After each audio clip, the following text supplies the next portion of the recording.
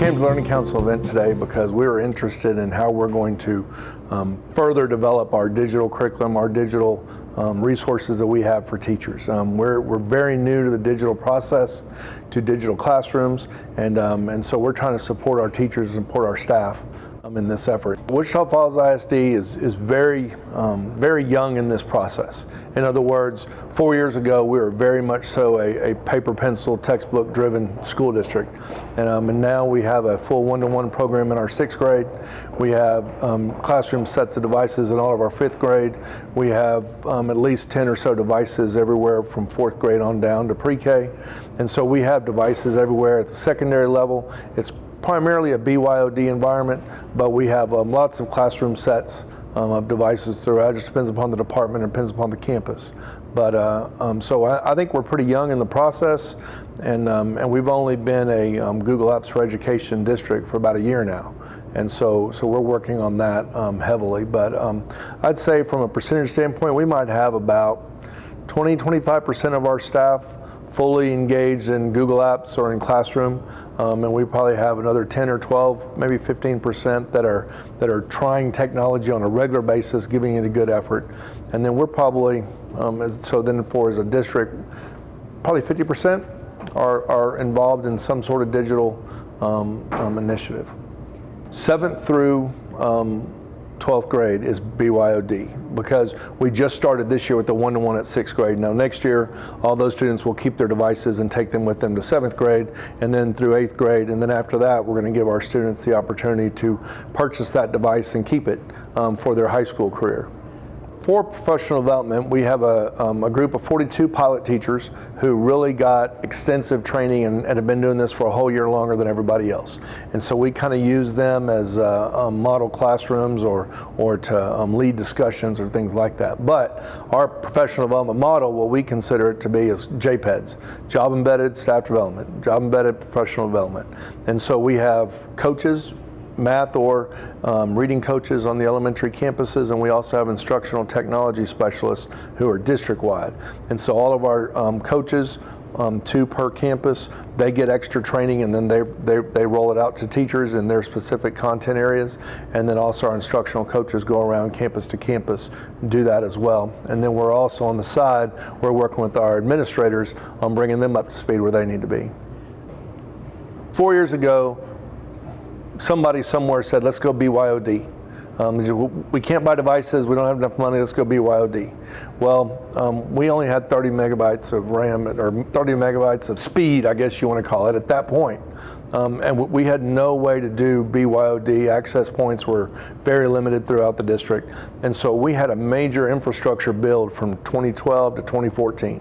And by 2014, we were finally ready to deploy devices. And so we did a pilot program then in 2014-15 school year that said, we want teacher magnets. We want the teachers that kids love. Not necessarily, we don't care what they know about technology or anything like that. We just want people that kids want to be in their classroom.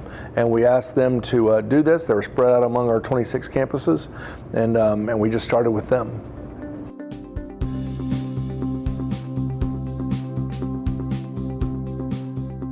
We have 2 instructional technology facilitators that I manage, and they're out at the campuses every day. And then the overall technology plan, or instructional technology plan, we plan together and get out to the teachers. In 2012, the superintendent was talking about going BYOD, and we were like, whoa, let's don't put the cart before the horse.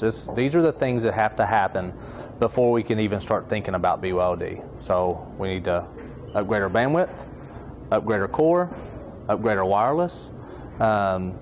We were at 30 meg. Our pipe was 100 meg, and then we were kind of maxed out until we get E-rate and get a new funding year and go to a gig. We had wireless coverage. It was just set up for coverage and not density, so we had to readdress how we were going to handle the access points. Put core switches at the endpoints. We had a lot of work to do before. What we didn't want the initiative, whatever our technology initiative was going to be, to fail because of technology. Okay, so we want to make sure that we could feel good about, okay, this is going to be successful because we have the backbone to support it. We are a Cisco network, So we brought in our Cisco reps to see where we needed to be. We are an AT&T district as well as all our circuits in between the schools, so we had to make sure we got all of our circuits up to 1 gig. We brought in 4 wireless companies and had a bake-off. So what we gave them is we actually gave them the opportunity for their engineers to be at every bake-off we did. So we set it up in our office. We put 72 iPads streaming 1 gig video, as well as FTP site pushing files and folders up and down, and just to see when that access point would break. Where could we get it to break at? So we could find what kind of coverage we want, because when you look at a student, even our BYOD environment, they're not bringing 1 device, they're bringing 2 or 3. So we wanted to see how far we could push the access point before it would break and see our coverage model.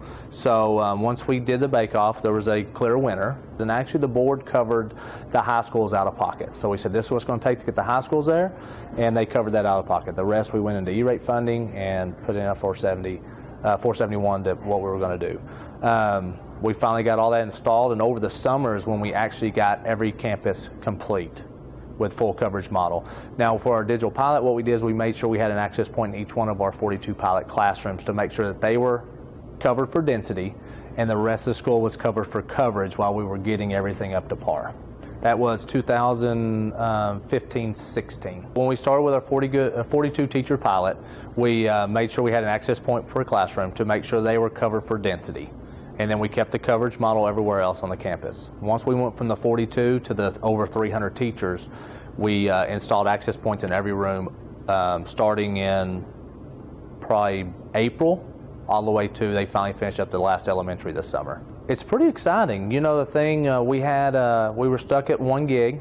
AT&T having to build a new circuit to get us to 4 gig of bandwidth, which we have now, and actually that just happened. You know, so when all those devices came online, we were starting to hit that 800 meg, 900 meg at certain parts of the day, and we're like, oh no, you know, once they hit that 1 gig, we're going to start having some performance issues. So I think it came just in the nick of time to the 4 gig to give us some room for growth and for more of the BYOD teachers to get on board, to get more devices on. With BYOD, it's kind of tough. There's still new devices with 2.4 gigahertz radios in them, and that really slows traffic down. So what we're doing there at the high schools is, if it's a classroom that is has 30 Chromebooks in it, we're turning that 2.4 off. If it's a classroom that's using phones, just the students' phones, we're leaving 2.4 on. So we're actually, from each access point, might be set up a little bit different depending on the class setup. So we had some issues at the first trying to tweaking that and knowing which classrooms need to be on and on and off, and we've got that pretty much figured out now and got those teachers so they have a better performance in their classrooms.